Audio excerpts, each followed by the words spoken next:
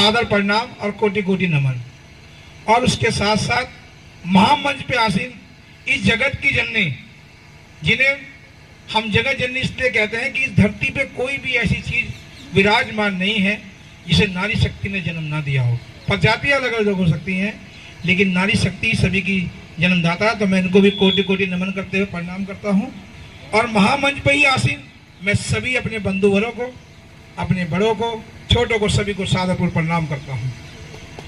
सनातन हिंदू वाहिनी, जिसके राष्ट्रीय अध्यक्ष कालका पीठाधीश्वर महंत सुरेंद्रनाथ जी महाराज हैं, जिसकी स्थापना 19 नवंबर 2015 में गोपाष्टमी के दिन की गई थी, जिसका उद्देश्य सनातन के सभी समाजों को, परिवार को एकजुट करते हुए जात पात के भेदभाव को खत्म करते हुए आगे बढ़ना है, जिसका उद्देश्य इस भारतवर्ष को पूर्णतः से अखंड भारत बनाना है।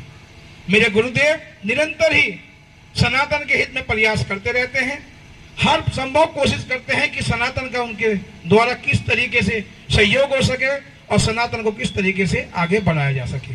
गोरक्ष पीठाधीश्वर माननीय मुख्यमंत्री योगी आदित्यनाथ महाराज जी, जो आज इस धरती पे विराजमान प्रत्येक हिंदू के एक ऐसी आशा के केंद्र हैं जहां सब लोग अपने आप को सुरक्षित समझते हैं।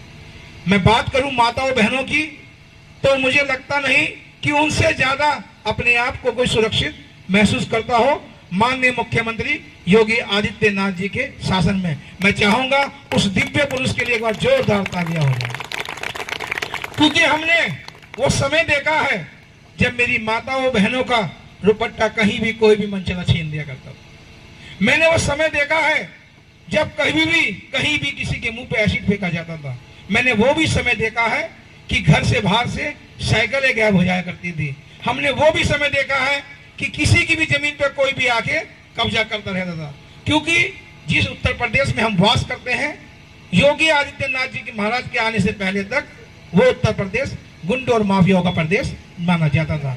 लेकिन आज पूरे भारतवर्ष के अंदर यदि सबसे कोई सुरक्षित प्रदेश है तो मेरा उत्तर प्रदेश है, जिसे आज हम सभी लोग उत्तर प्रदेश के नाम से जानते हैं।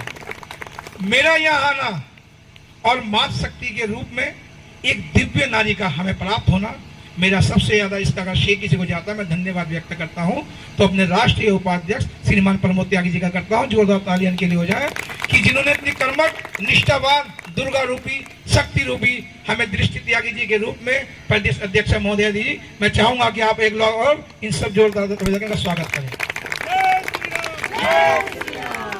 मेरा लक्ष्य यह है कि हम सभी लोग मिलकर माननीय मुख्यमंत्री जी के सामने ही उनके उत्तराधिकारियों को ढूंढना, क्योंकि इस धरती पे बड़े बड़े संत आए हैं, पानव देव जी महाराज, गुरु नानक जी महाराज, कबीरदास जी महाराज, विवेकानंद जी, और एक संत और आए हैं जो बेशक कोट और पैंट पहना करते थे, जिन्हें हम भीमराव अम्बेडकर जी महाराज कहते हैं, जिनके संविधान की ही ताकत है कि आज एक चाय बनाने वाला पूरे ब्रह्मांड के सबसे बड़े संवैधानिक देश पर प्रधानमंत्री पद के रूप पर बैठा है। तो अगर इसको कोई श्रेय जाता है तो हमारे भीमराव अम्बेडकर जी को जाता है।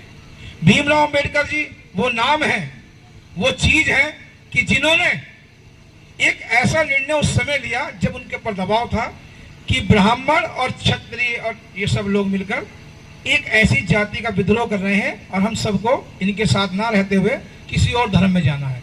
लेकिन उनकी बुद्धि, जो ब्रह्म की बुद्धि थी, जिन्हें ब्रह्म का ज्ञान था, क्योंकि उनसे ज्यादा पढ़ा लिखा व्यक्ति इस धरती पर ना तो आया है और मुझे लगता नहीं कोई व्यक्ति इस काल में आएगा भी, तो उन्होंने अपनी बुद्धिजीविता का प्रमाण देते हुए सनातन के एक भाग, जिसे हम बौद्ध धर्म से जानते हैं, जो सनातन का एक पार्ट है, उसमें जाकर वो गए और उसको अपनाया। इसलिए कि अगर वो क्रिश्चियनों के साथ चले जाते तो आज ये शरीयत में हमारा बहुत बड़ा समुदाय चला जाता, अगर वो मुस्लिम बन जाते तो हमारा बहुत बड़ा ऐसा तबका चला जाता जिसे हम दलित समाज कहते हैं।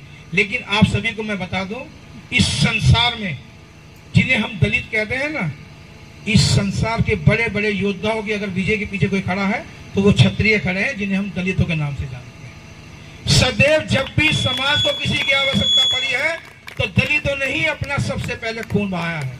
राजा तो सिर्फ कहने के लिए होते थे, अगर युद्ध लड़ने जाते थे। जिन्हें हम दलित कह रहे हैं वो दलित नहीं, इस भारतवर्ष के सबसे बड़े क्षत्रिय का कोई है तो वही लोग हैं।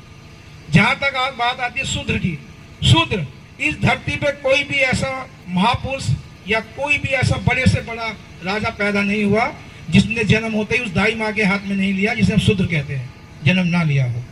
और यहाँ तक कि जब हमारे जन्म का अंत होता है ना, जब अग्नि की शैया पे बैठते हैं तो जहाँ वो होता है ना, क्या कहते हैं, आग जलाने वाला हमारा जिल्ला, उससे भी हम शूद्र ही कहते हैं।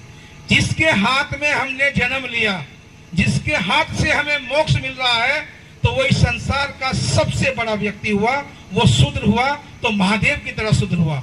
मैंने इस बात को इसलिए कहा कि महादेव की तरह शूद्र क्यों हुआ, कि जब हम सब पापों से भर जाते हैं, जब हम अपने पाप और कर्म करके भर जाते हैं, तो हम कहा जाते हैं केवल और केवल महादेव की शरण में, क्योंकि वो एक ऐसे शूद्र बैठे हैं, हमें सब पापों से मुक्ति दिलाकर हमें साफ सुथरा बना देते हैं। और शूद्र का भी यही काम होता है कि समाज की सारी गंदगियों को खत्म करके उसे समाज और रहने लायक सफा सुथरा बनाना। आप सभी से मेरा निवेदन रहेगा कि जात पात के भेदभाव को खत्म कर कर हमें केवल और केवल हिंदू सनातनी बनना है।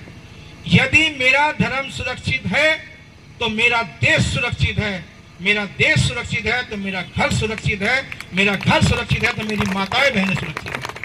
यदि मेरा धर्म नहीं तो कुछ भी नहीं। हम ठाकुर ब्राह्मण बनिए, केवल अपने आप को शादी ब्याह तक समझे। मैं सभी माता बहनों से कहूंगा कि शादी ब्याह तक केवल, उसके बाद हम सब हिंदू हैं, सनातनी हैं। और माताओं से मैं एक निवेदन और करूंगा, जो भटकती भी हमारी नारी शक्तियां हैं, जिन्हें हमारी बेटियां हैं,